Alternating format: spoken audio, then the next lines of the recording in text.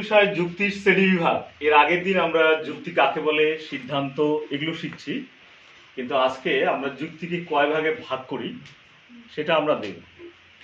দেখো, এখানে যুক্তিকে প্রধানত দুভাগে ভাগ করা হয়েছে। একটা হচ্ছে কি অবরোহ যুক্তি, আর একটা হচ্ছে আরোহ যুক্তি। এখন এই যুক্তিটাকে কি বলা হয়? অবরোহ যুক্তি। কারণ অবরোহ একটা দৃষ্টান্ত লেখা হয়েছে। এটা তাহলে এটা অবরোহ কেন? সকল মানুষ হয় কি লিখছি মরণশীল। পিউ হয় মানুষ, সুতরাং পিউ হয় মরণশীল। এখানে দেখো অবরোহের লক্ষণটা হচ্ছে সকল মানে কি 100, আর এখানে পিউ একজন ব্যক্তি, এখানে হচ্ছে 1। তাহলে যখন আমরা এই 100 থেকে 1-এর দিকে আসি তখন এটা অবরোহ। এই 100-কে বলা হচ্ছে যুক্তিবিজ্ঞানের ভাষায় সার্বিক। কি বলা হয়? 100-কে বলা হচ্ছে সার্বিক, আর এই একজনকে বলা হচ্ছে বিশেষ। বোঝা গেল? তাহলে সার্বিক থেকে বিশেষে আসার যে প্রক্রিয়া তাকে আমরা কি বলবো? অবরোহ। বোঝা গেল কি না ব্যাপারটা? সার্বিক থেকে বিশেষে আসার যে প্রক্রিয়া তাকেই আমরা বলি অবরোহ যুক্তি। সকল মানুষ হয় মরণশীল, এটা একটা যুক্তি বাক্য। পিউ হয় মানুষ, এটা আরেকটা যুক্তি বাক্য। পিউ হয় মরণশীল, এটা আরেকটা যুক্তি বাক্য। এখানে সকল সম্পর্কে বলা হয়েছে, আর সিদ্ধান্তে একজন সম্পর্কে বলা হয়েছে। কোনটা বেশি? সকলটা বেশি। এই সকলটা যুক্তি বাক্য না সিদ্ধান্ত? এটা যুক্তি বাক্য না সিদ্ধান্ত? যুক্তি বাক্য। তাহলে এটা যদি যুক্তি বাক্য হয় আর এটা যদি সিদ্ধান্ত হয়, তাহলে কোনটা বেশি, যুক্তি বাক্য না সিদ্ধান্ত? যুক্তি বাক্য বেশি। কার থেকে বেশি? সিদ্ধান্তের থেকে। তাহলে আমরা বলতে পারি যে যুক্তির যুক্তি বাক্য সিদ্ধান্তের থেকে বেশি ব্যাপক। এই কথাটা বলা যায় কিনা? যে যুক্তির যুক্তি বাক্যটি সিদ্ধান্ত থেকে বেশি ব্যাপক তাকে আমরা কি বলি? অবরোহ যুক্তি বলি। আবার এই কথাটাকে আমরা ঘুরিয়েও বলতে পারি, যে যুক্তির যুক্তি বাক্য থেকে সিদ্ধান্তটি কম ব্যাপক। বোঝা গেল না ব্যাপারটা? আমরা এই কথাটাকে ঘুরিয়ে এপাশ ওপাশ করে বলতে পারি। তাহলে যুক্তি বাক্য বেশি ব্যাপক কোন যুক্তি? অবরোহ যুক্তি। যুক্তি বাক্য কম নাই, সে যুক্তি বাক্য বেশি কার তুলনায়? সিদ্ধান্তের তুলনায়। তাহলে সিদ্ধান্ত কম ব্যাপক কার তুলনায়? যুক্তি বাক্যের তুলনায়।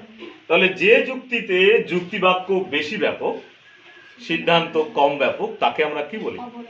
তাকে আমরা অবরোহ যুক্তি বলি, তাই তো? তাহলে এখানে আমরা যুক্তি বাক্য বেশি ব্যাপক, সিদ্ধান্ত কম ব্যাপক, এটা জানলাম কোন যুক্তিতে? অবরোহ যুক্তিতে। অবরোহ যুক্তিতে আসা হয় সার্বিক থেকে বিশেষে। তাহলে সার্বিক থেকে বিশেষে আসার প্রক্রিয়াকে আমরা কি বলি? অবরোহ। আবার যুক্তিবাক্য বেশি, সিদ্ধান্ত কম, এটাকেও আমরা কি বলি? অবরোহ যুক্তি বলি। এবারে যুক্তিবাক্য থেকে সিদ্ধান্তটি, এটা দেখো অনিবার্যভাবে নিশ্চিত হয়েছে কিনা। সকল মানুষ যদি মরণশীল হয় তাহলে পিউ মরণশীল হবে কিনা? এটা কি অনিবার্যভাবে বা নিশ্চিতভাবে হবে কিনা? নিশ্চিতভাবে হবে। এখন যে যুক্তিতে যুক্তিবাক্য থেকে সিদ্ধান্তটি অনিবার্যভাবে নিশ্চিত হয় তাকেও তো আমরা কি বলবো? অবরোহ যুক্তি বলবো।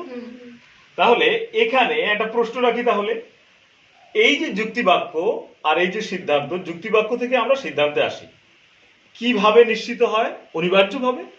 কেন অনিবার্যভাবে নিশ্চিত হয়? এটা তো নিশ্চিতভাবে আমরা বলতে পারি। কেন? উত্তর হচ্ছে এই সিদ্ধান্তটি দেখ যুক্তিবাক্যের মধ্যে আছে কি নেই। সকল মানুষ যদি মরণশীল হয়, পিউ যদি মানুষ হয়, তাহলে পিউ মরণশীল হবে কিনা? তাহলে সিদ্ধান্তটি যুক্তিবাক্যের মধ্যে আছে কি নাই? আছে কিনা? সিদ্ধান্তটি যে যুক্তিবাক্যের মধ্যে আছে, এইটা তোরা কি বুঝতে পারলি কিনা? পিউ হয় মরণশীল, এই পিউ এর মরণশীলতা সকল মানুষের মধ্যে আছে কি নাই? আছে। তাহলে যে যুক্তিটা অনিবার্যভাবে নিশ্চিত হবে সেই যুক্তিতে অনিবার্যভাবে নিশ্চিত মানে হওয়া, আর হচ্ছে কেন হচ্ছে এটা, কারণ হচ্ছে সিদ্ধান্তটি যুক্তিবাক্যের মধ্যে কি নিহিত থাকে বা বর্তমান থাকে বা আছে। তাহলে যে যুক্তির সিদ্ধান্তটি যুক্তিবাক্যের মধ্যে নিহিত থাকে তাকে আমরা কি যুক্তি বলবো? অবরোহ যুক্তি। এই জন্যে অবরোহ যুক্তির সিদ্ধান্তটি সব সময় সুনিশ্চিত হয়। বোঝা গেল? তাহলে অবরোহ যুক্তির সিদ্ধান্ত সব সময় সুনিশ্চিত। এটা বোঝা গেছে কি না? সুনিশ্চিত কেন? সিদ্ধান্তটি না মিল নয়, সিদ্ধান্তটি কোথায় আছে? যুক্তিবাক্যের মধ্যে আছে, তাই তো?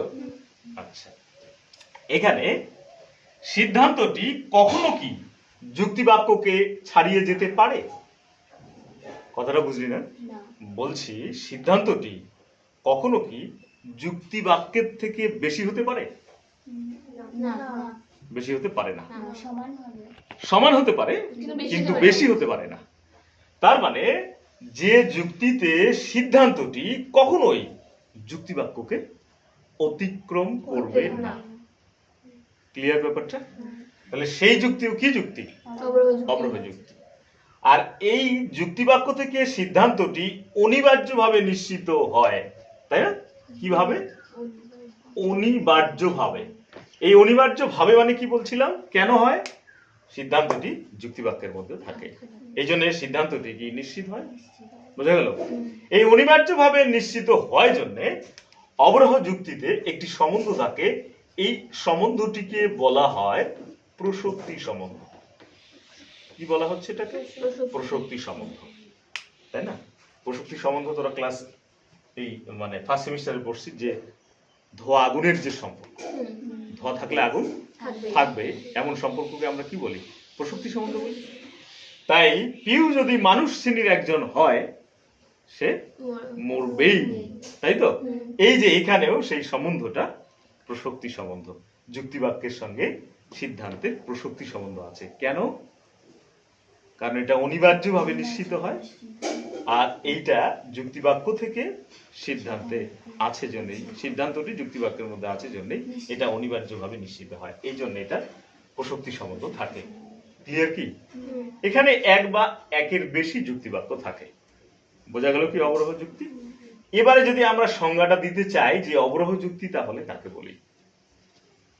তাহলে যে যুক্তিটা যুক্তিবাক্য থেকে বা যে অনুমান বা যে যুক্তি যুক্তিবাক্য থেকে সিদ্ধান্তটি অনিবার্যভাবে নিশ্চিত হবে এবং সিদ্ধান্তটি কখনোই যুক্তিবাক্যকে অতিক্রম করে যাবে না, তাকে আমরা কি বলবো?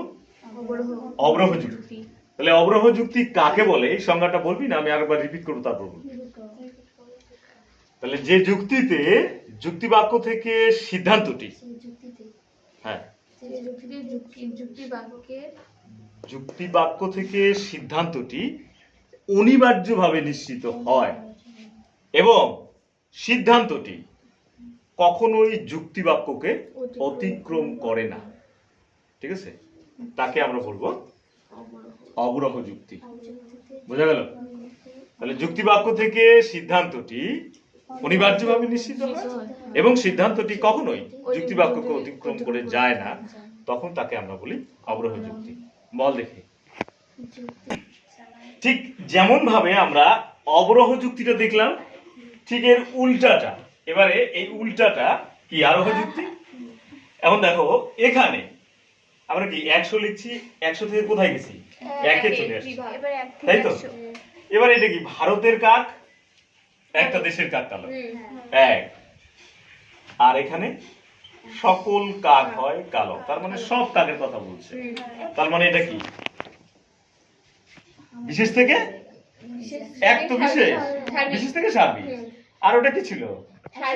সার্বিক থেকে বিশেষ। এটা 1 থেকে 100, ওটা ছিল 100 থেকে 1। তাহলে এই যে প্রক্রিয়া, এটা কি প্রক্রিয়া? আরোহ প্রক্রিয়া। তাহলে এটা হচ্ছে আরোহ প্রক্রিয়া, আর ওটা কি প্রক্রিয়া? এটা হচ্ছে অবরোহ প্রক্রিয়া।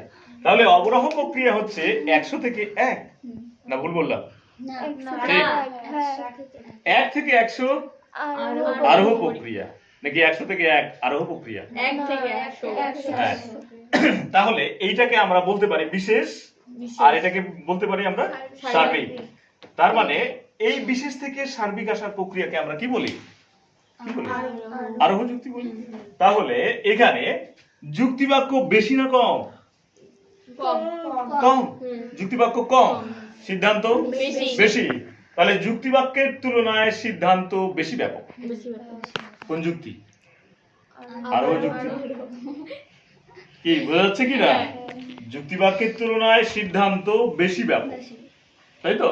সিদ্ধান্তটি যুক্তিবাক্যের তুলনায় বেশি ব্যাপক, সিদ্ধান্তটি যুক্তিবাক্যের তুলনায় বেশি ব্যাপক, যুক্তিবাক্যটি সিদ্ধান্তের তুলনায় কম ব্যাপক। বোঝা গেল? এখানে অনিবার্যভাবে নিশ্চিত হওয়া একটা ব্যাপার ছিল, এখানে ওই ব্যাপারটা আসবে কি? অনিবার্যভাবে নিশ্চিত হওয়া আসবে? তাহলে এখানে কি যুক্তিবাক্য থেকে সিদ্ধান্তটি অনিবার্যভাবে নিশ্চিত হয়? না, হয় না। কেন হয় না? কারণ ওটাতে কেন হয়েছিল? কারণ এখানে একটা কথা বলছিলাম, পিউ হয় মরণশীল, এই সিদ্ধান্ত বাক্যটি যুক্তিবাক্যের মধ্যে ছিল কিনা? ছিল কিনা? ছিল। সকল কাক কালো, এইটা এখানে কি পাওয়া যাবে? না, এখানে পাওয়া যাবে না। তার মানে সিদ্ধান্তটি যুক্তিবাক্যে থাকে না, এখানে সিদ্ধান্তটি যুক্তিবাক্যের মধ্যে ছিল। তাহলে এখানে অনিবার্যভাবে নিশ্চিত হয়েছে, এখানে কি অনিবার্যভাবে নিশ্চিত হবে? না, এখানে অনিবার্যভাবে নিশ্চিত হবে না। তাহলে যে যুক্তিতে যুক্তিবাক্য থেকে সিদ্ধান্তটি অনিবার্যভাবে নিশ্চিত হয় না, এবং কি হয়, সিদ্ধান্তটি সবসময় যুক্তিবাক্যকে অতিক্রম করে যায় বা ছাড়িয়ে যায়। সিদ্ধান্তটি যুক্তিবাক্যকে ছাড়িয়ে অতিক্রম করে যায়। তাহলে সেই যুক্তিকে আমরা কি বলি? আরোহ যুক্তি বলি। এখানে যেহেতু যুক্তিবাক্যের মধ্যে সিদ্ধান্তটি নিহিত থাকে না, এই জন্য কি হয়, সিদ্ধান্তটি অনিবার্যভাবে নিশ্চিত হয় না। এবং সিদ্ধান্তটি এখানে যেমন কি ছিল, সুনিশ্চিত ছিল না? সিদ্ধান্তটি কি সুনিশ্চিত হয়, তাই তো? তাহলে এখানে কি হবে, সুনিশ্চিত হবে কি না? তাহলে কি হবে, সুনিশ্চিত না হলে সম্ভাব্য হবে। সম্ভাব্য মানে হতে পারে, ঠিক আছে? তাহলে অবরোহ যুক্তির সিদ্ধান্ত সবসময় সুনিশ্চিত, আরোহ যুক্তির সিদ্ধান্ত সবসময় সম্ভাব্য।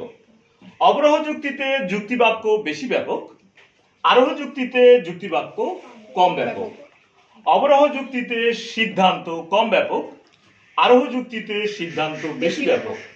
অবরোহ যুক্তিতে যুক্তিবাক্য থেকে সিদ্ধান্ত অনিবার্যভাবে নিশ্চিত হয়, আরোহ যুক্তিতে যুক্তিবাক্য থেকে সিদ্ধান্ত অনিবার্যভাবে নিশ্চিত হয় না।